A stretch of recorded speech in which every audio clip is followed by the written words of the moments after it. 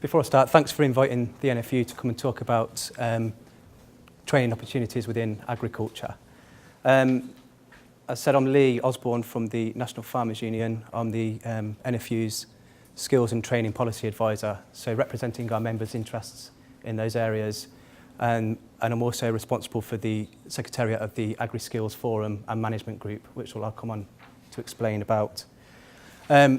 My presentation provides an overview of on-farm skills development and professionalising the agricultural sector. But before I start going into detail about this, I'll just touch on a few of the issues and challenges facing the industry and how these will impact on the skills agenda. I think it's fair to say that farming, like other parts of the food industry, suffers from a bit of an image problem. And people's perceptions about the typical image of a farmer and farming are probably not too far removed from this. It doesn't quite inspire a new generation to choose farming as a modern career path. However, farming today is far removed from the traditional stereotypes. Whilst there are definitely issues that need to be addressed when it comes to skills in the industry, the NFU is keen to portray farming as a modern, progressive and professional industry, and we place a focus and an onus on the continuous acquisition and improvement of skill. And when we look at farming now, we see that across all sectors, farmers and farm workers have needed to upskill to ensure that they are taking advantage of new technologies, handling bigger units, and taking a greater account of their environmental impact of farming, while also increasing their competitiveness. But we need to be able to demonstrate this to showcase that the industry is highly skilled, and also to change people's perceptions and to help make it a career of choice rather than one of last resort. Having said that, there are some inherent challenges that impact on the skills agenda, and these aren't just born out of stereotypes. Farming has some distinct characteristics. It's still largely male-dominated. The average age of a farmer, or the actual key decision maker within the farm, is 59 or 58, but the average age of a farm worker is much less. But there's also a lack of formal qualifications being held within the industry. Only 20% have qualifications at level 4 and above. And with many businesses in this sector being micro-enterprises, it can be hard to find the time and the resource to dedicate to training and skills development. But these challenges need to be overcome if we are to ensure that British agriculture plays its part in addressing the issues set out in the Foresight report, which we have already heard about today. For farming, we are now seeing obviously the increased investment in science and technology, but we now need to ensure that farmers and their staff have the skills to put the techniques into practice. And the skills agenda is therefore becoming increasingly important because of these challenges. And it was against this backdrop, and also the need for 60,000 new entrants into the industry over the next decade, that the industry's AgriSkills Forum was established back in 2008. Its formation recognised that it was the responsibility of the industry to address training and skills issues within agriculture and horticulture. Those represented on the forum, there's about 30 different representatives, and they include representative organisations like the NFU, AHDB, Landex. We have farmers and farm workers themselves represented, colleges, government through DEFRA, private training providers, city and guilds land-based services, young farmers, and also the Sector Skills Council, LANTRA. A smaller group, the management group, was formed to develop skills policy and strategy for agriculture. And this group wrote the strategy towards a new professionalism, which was launched in 2010.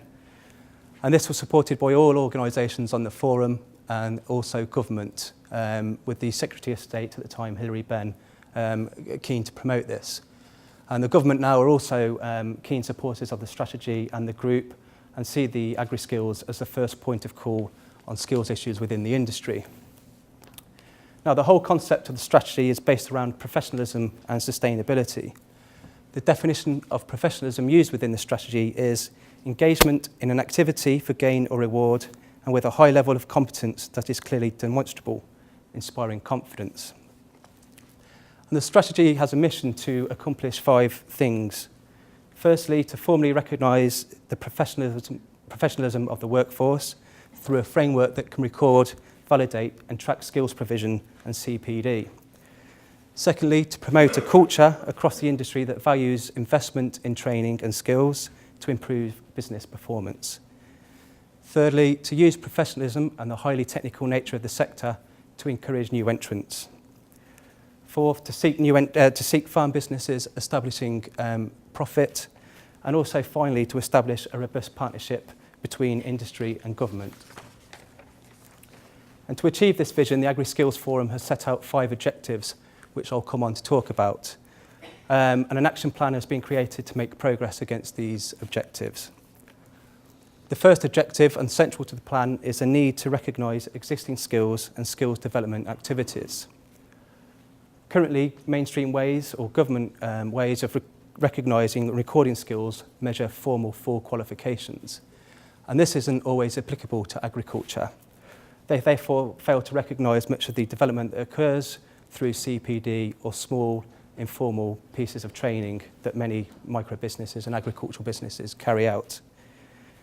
Without skills development in place and a skills recording mechanism in place, the industry is in danger of continuing with the perception that it is low-skilled when this is far from the case. And one way of demonstrating that it is highly skilled and developing appropriate recording schemes is through CPD or skills recording schemes. And there are many of these in place throughout the industry currently. One example is in the poultry industry, where Poltech, Lantra, the NFU and the British Poultry Council work together to develop the Poultry Passport, which details training and qualifications held by individual employees, and also has created different levels within the industry and shown what training needs to be done and carried out to progress through different levels. The pig sector also has its own CPD scheme, the Pig Industry Professional Register, and this has been developed by the NPA, BPEX, and also administered by City and Guilds Land-Based Services. We can see from the slide here the different levels of membership within the different schemes. There's also the CPD scheme for the Institute of Agricultural Secretaries and Administrators, and also a CPD scheme for the Institute of Agricultural Management. And another sector which has developed a CPD scheme just recently is the dairy sector. The livestock event last week saw the launch of Dairy Pro. And this scheme has been developed over the past couple of years, with the idea first originating from the NFU's Next Generation Dairy Board, who identified training and skills as being vital to the future of the British dairy industry. They recognised that there was various ways of in which training could be undertaken, and they felt it was important to have one agreed method of recording training and skills development. And this work was taken forward by DairyCo, the Statutory Levy Board, who secured funding last year to develop a CPD scheme. They then developed an industry-wide steering group to make sure what was delivered was what the industry required. The scheme has 3 levels of different membership. Firstly, there's the dairy farmer level. Second level is the associate member, and third level is a student membership category. Dairy farmers joining the scheme will need to obtain 40 points over a 2-year period.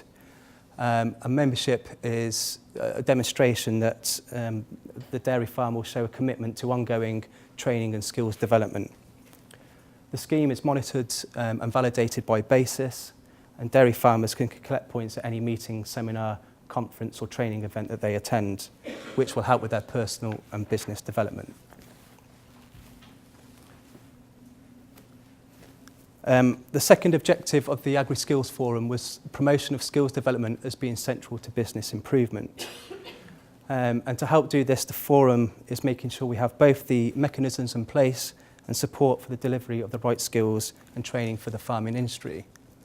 Essentially, this is about making training easy to access and making sure it is the right provision and also the right quality provision. As part of this, the industry has started to utilise the Rural Development Programme that is funded by the CAP. Lantra ran the Land Skills Programme in 6 regions with the regional development agencies. And And their records show that we had 26,000 individual participants through the Rural Development Training and Skills Programme.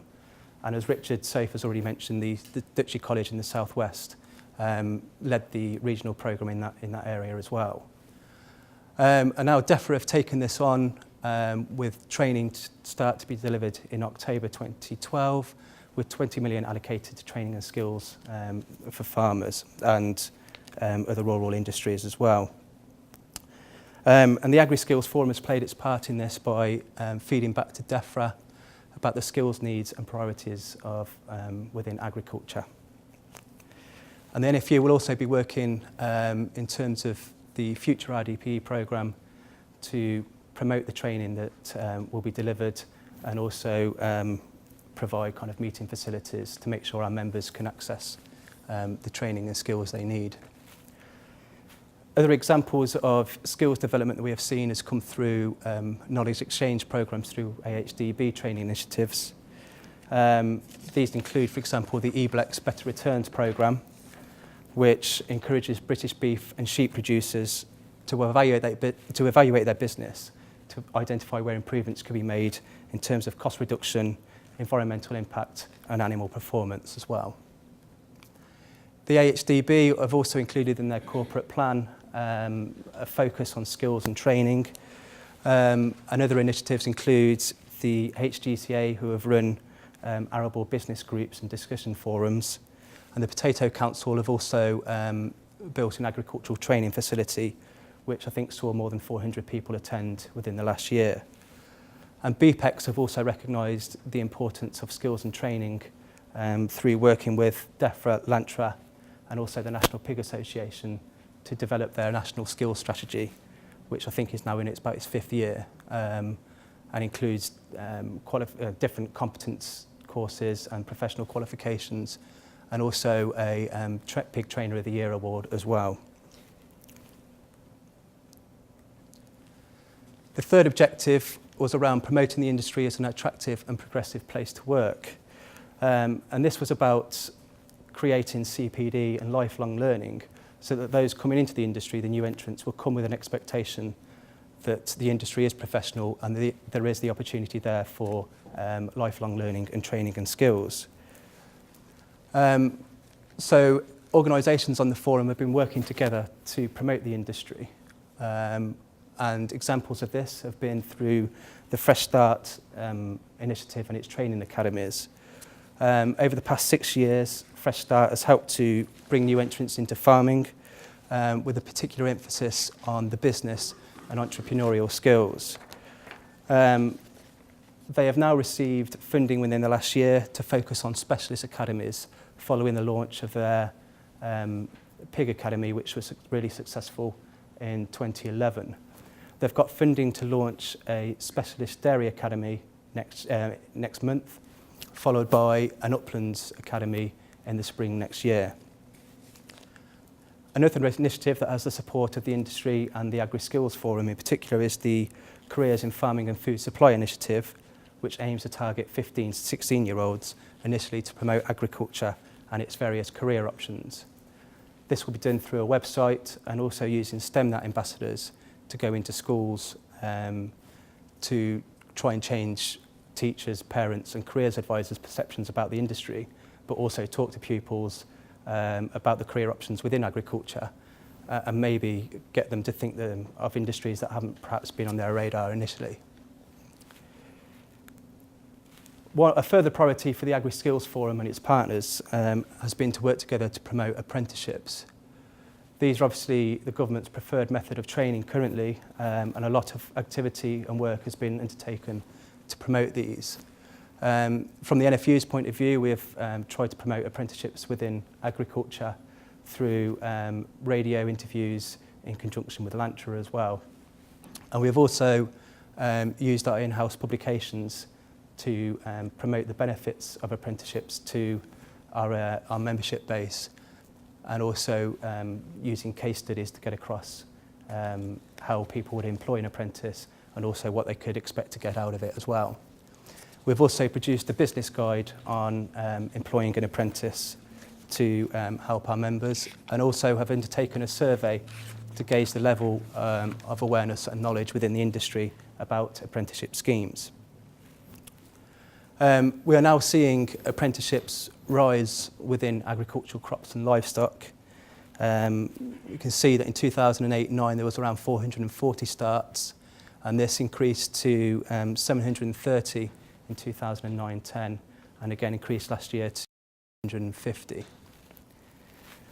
The two remaining objectives of the strategy were around working with DEFRA and also trying to influence other government departments.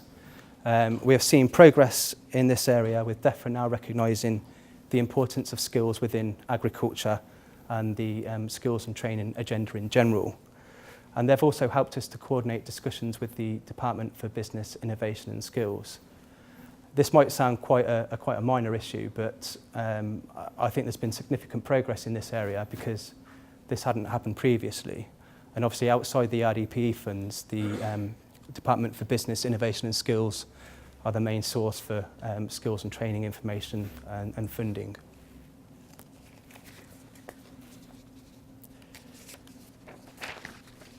I think just to talk a little bit about the advanced training partnerships, I think one of the reasons the NFU wanted to join or establish the AgriSkills Forum was to be aware of what the other major partners within the industry were doing, what their agenda was on skills and training. And I think we've also found it a useful forum to be aware of other initiatives that are out there, like the BBSRC programme and the advanced training partnerships. I mean, they were flagged up to the forum, and we also had Celia Colcott come to the forum to talk about these as well. So the NFU is obviously supportive of the advanced training partnerships, and we've sat on the industry steering group as well. I think we see these as an opportunity for those within agriculture to develop their skills and also progress their training and development at a higher level. I think we believe that the ATPs will kind of help ensure that research can benefit farmers by being translated into new technologies, practices and advice they can use at an on-farm level. And while the AgriSkills Forum is mainly aimed at on-farm skills and training development, we see this as being complementary to the work of the advanced training partnerships. And where there are kind of potential synergies, we would encourage that they are developed and that the AgriSkills Forum is kept informed so that there's a coordination and joined up thinking developed. I'll just finish on some kind of stats and figures that I hope will demonstrate the industry is kind of highly skilled and willing to invest in training and skills development. I think these kind of figures demonstrate that farmers view their staff as an asset and see training and skills as an area that can boost their productivity. I mean, the second bullet point there, actually, the NFU Farmer Confidence Survey showed that 29 of farmers plan to increase their investment in skills and training. It was actually further to that, 40% on top of that figure also said that their investment would stay the same. So you could read that as only 12% plan to reduce it. So, thank you. Okay.